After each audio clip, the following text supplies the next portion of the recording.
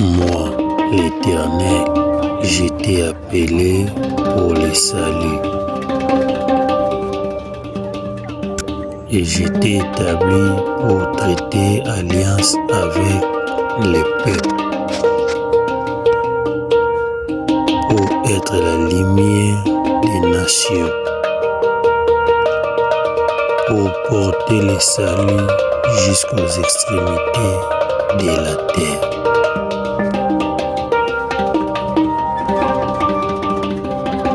Je t'envoie au milieu de ces peuples pour que tu leur ouvres les yeux afin qu'ils voient et qu'ils passent des ténèbres à la lumière.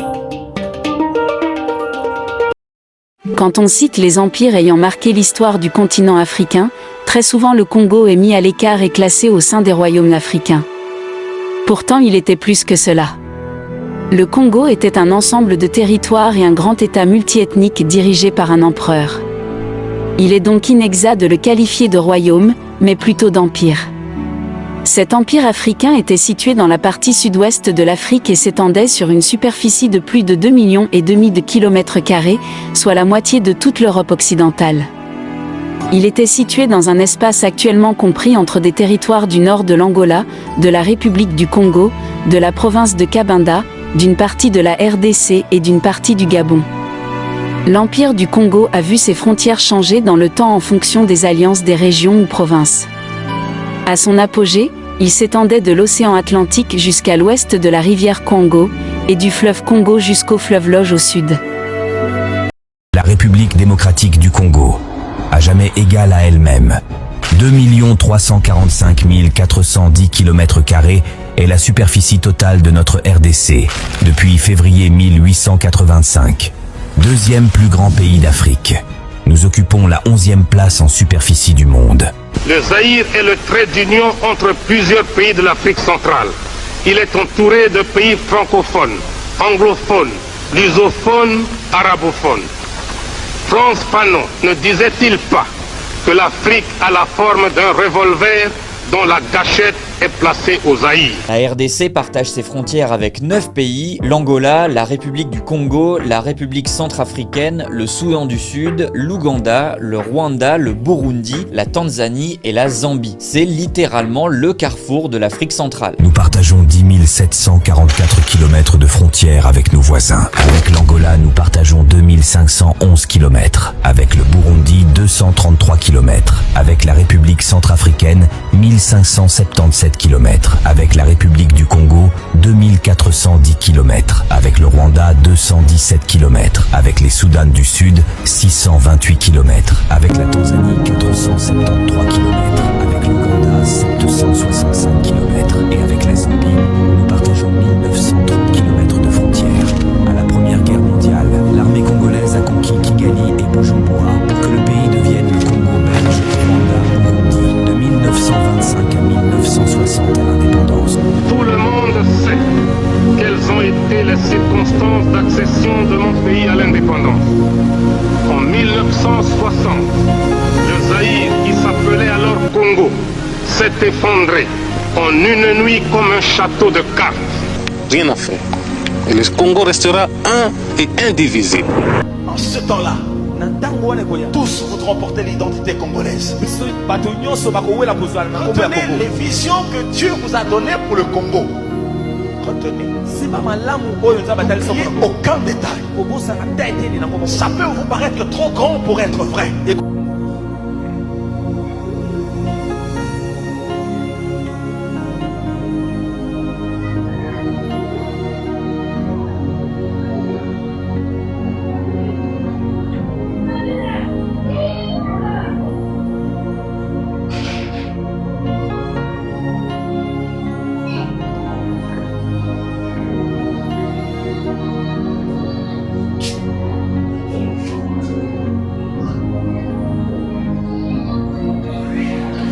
Que le Seigneur vous bénisse. Shalom chez vous. Que la grâce du Seigneur vous soit abondamment accordé bisika nyonso bozali de partout au travers le monde.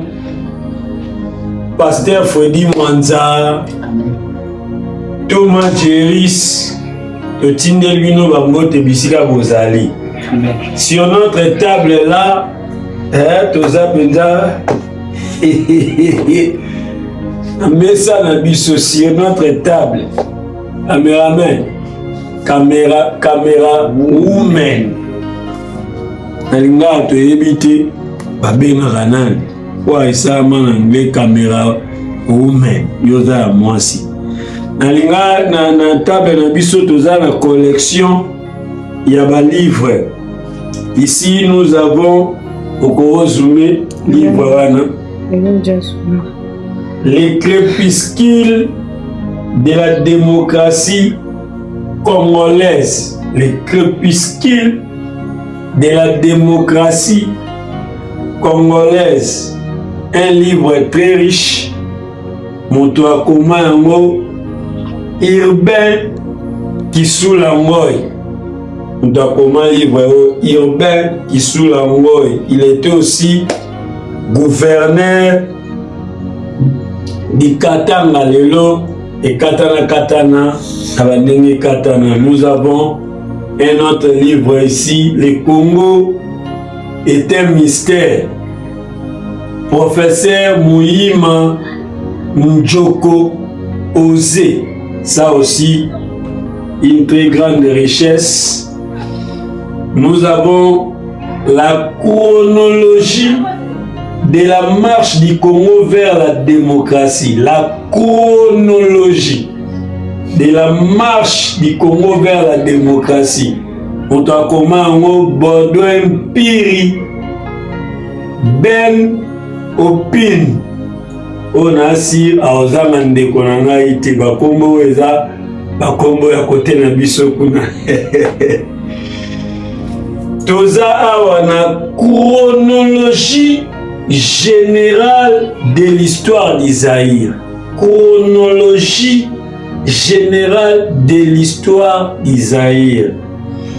Moto akoma yango Manjumba Manyimwi Mbomba. Opéra congolais ndeko na biso très important. Awa toza un livre très riche. 2000 ans de christianisme en Afrique. 2000 ans de christianisme en Afrique. Aujourd'hui, on peut dire 2026 ans. 2026 ans de christianisme en Afrique. Awa le Béliming Makamouya 2000 ans. Je ne sais pas s'il a ajouté, il a actualisé. Makamouya Lelo, je ne sais pas. Nous pouvons le faire ensemble avec vous. Alors, comme je vous avais promis que année Oyo, vous avez vu les décors, la maison et Fandi décor. Vous avez vu décor na carte Ndaku, la carte cartographie Zawane Kezongi. Donc nous sommes vraiment préparés pour parler du Congo, abusivement appelé République démocratique du Congo. L'un des pays au monde où échange à Kabakombo régulièrement. Et pourtant l'Égypte demeure l'Égypte depuis. Alors, dans la cabine que déjà cette année 2026, nous allons commencer à révéler les grandes choses de la République démocratique du Congo, pas seulement selon les livres, les historiens, selon ce que nous-mêmes avons vécu et nous continuons à vivre même. Mais nous allons plus révéler les Congo par rapport aux Saintes Écritures, à la révélation. La géographie du Congo selon la Bible. Est-ce que mo cannabis nzamba lobela mouta makomi pona ni ba bitumbezo komela kabiso Le 28 février 2021, comme je disais, j'avais pris avec moi l'un des disciples qui est devenu aussi pasteur parmi nous, notre frère, notre collègue, Yadana pasteur Igor Luzolo, de l'autre côté, na Katanga, au Katanga, aujourd'hui. Tokendara chez le patriarche, l'apôtre Manuel Moulaya.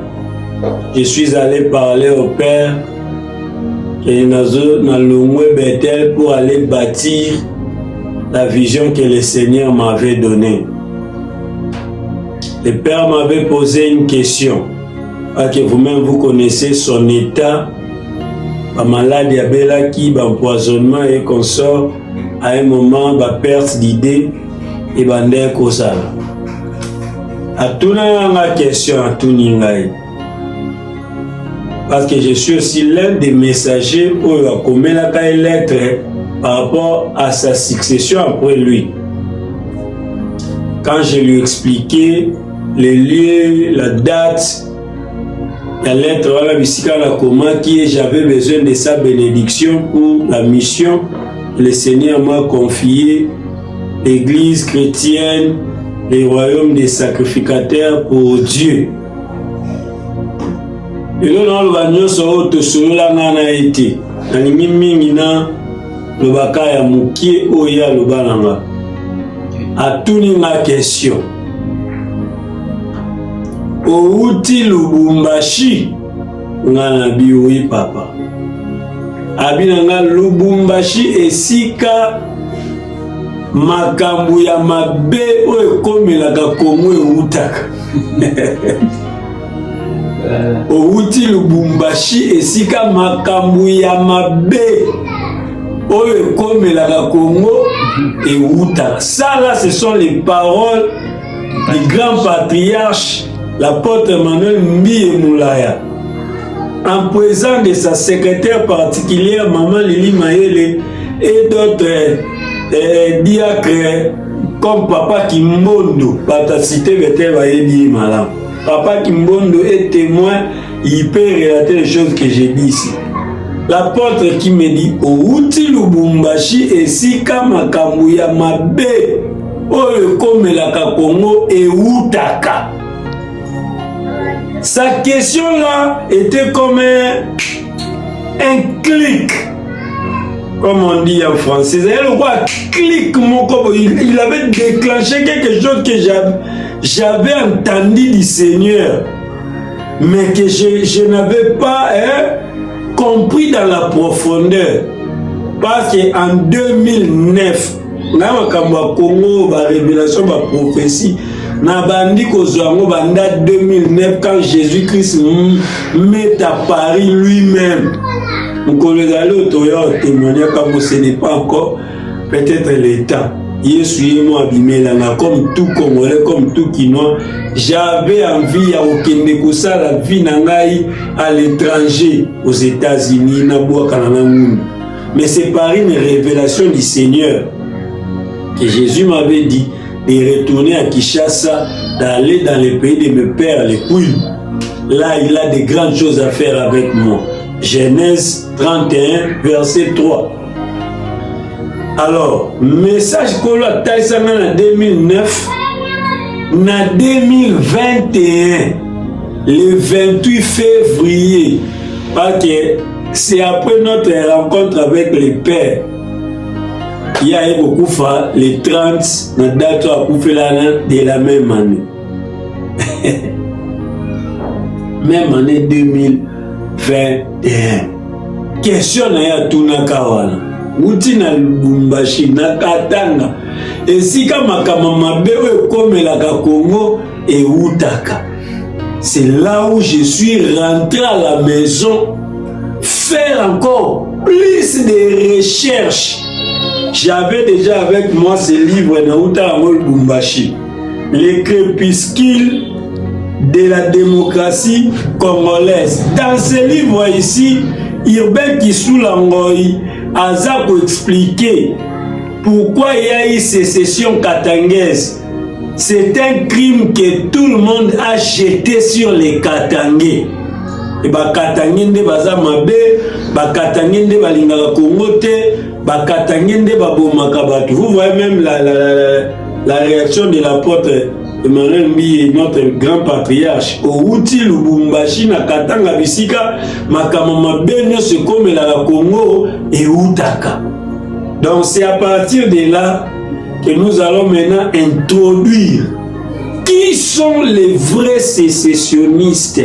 Est-ce que ce sont les Katangais? Parce que ici, Kisula Ngoi a essayé d'expliquer.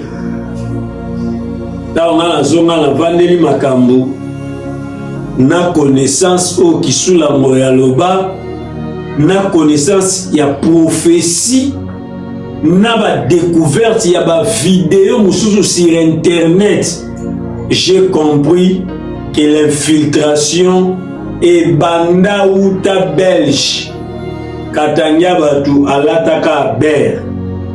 Les Congolais dans son entièreté, les 450 ethnies, tribus, dialectes, nous sommes un peuple hospitalier. Dans cette émission Lumière des Nations, nous aurons le temps de vous expliquer même les noms Congo. Donc, Mbokao, comment on dit la Congo na cité. Congo na c'est comme con. Mais Congo na ka. Congo. Tu peux expliquer ma détail. Nous ne sommes pas un peuple con. Nous sommes un peuple con. Dans le Congo, la signification amour de Dieu ou Dieu d'amour. Congo. Yango mona na toujours République démocratique du Congo. Donc le Congo abusivement appelé République démocratique. Vous voyez que si on doit vraiment tenir rigueur, nous Congolais avec cas, nous sommes un peuple autocoro lobby ça va belgité en temps réel. C'est seulement parce que nous sommes un peuple hospitalier, Tosilikaka, après Tobosanakase qui est passé, nous sommes un peuple congolais, c'est-à-dire miséricordieux, un peuple hospitalier, un peuple amour de Dieu, un peuple Dieu d'amour. Voilà pourquoi vous voyez que notre nation est une nation qui aime beaucoup prier Dieu. Dans un détail, voilà l'émission Autobandi à Molelo. Et là, on a posé juste un fondement. Sache que ici, tu vas découvrir la géographie spirituelle du Congo. Tu vas découvrir l'histoire réelle. Les plans que Dieu a formés pour nous. Ici, nulle part ailleurs. Ah, non, pas que nous monté malangana. On a ça à la conférence. Peut-être pour aujourd'hui, nazo bandela on a ma vidéo.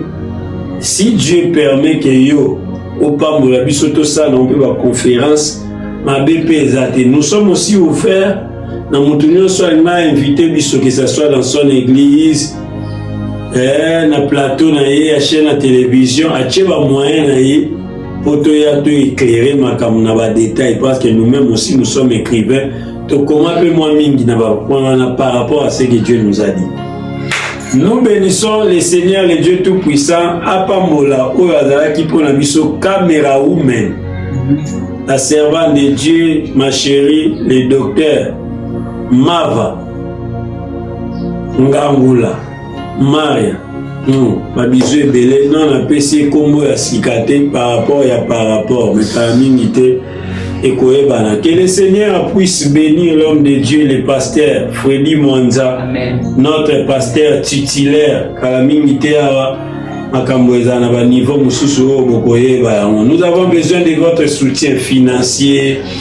Tout ça vraiment besoin. Il y a les sungi ou pas la bino na longole mon français soutien na yena mon lingala les sungi. Pour la bonne compréhension de la désordre et kota mbinga mutuno et kota fourmi. Alors nous avons besoin il y a les sungi na yo na balolenge mingi sunga biso miliki sunga biso mbongo, sunga biso mutuka, sunga biso na possibilité de sokolo kocha na maboko na yo giga méga peut permettre biso na émission aux lumières des nations to fungola makambo moko sima mususu na ba détail na yango mboka na biso ezalaka infiltré utakala to kima nord ya Afrique to kita la centre ya Afrique maintenant to kima n'oubliez pas que la sortie de l'Israël en Égypte, il y a eu aussi des ramassis qui ont accompagné ces peuples-là élis de Dieu. Rien de nouveau sur la terre, nous allons éclairer toutes choses en ces lieux. Et si quand nous sommes mieux, nous vous saluons au nom de Jésus. Amen. Nous vous aimons beaucoup et que l'amour du Seigneur soit avec vous. Amen. Voilà, on se retrouve très bientôt. Amen. Lumière des nations. Vous connaîtrez la vérité et la vérité vous affranchira.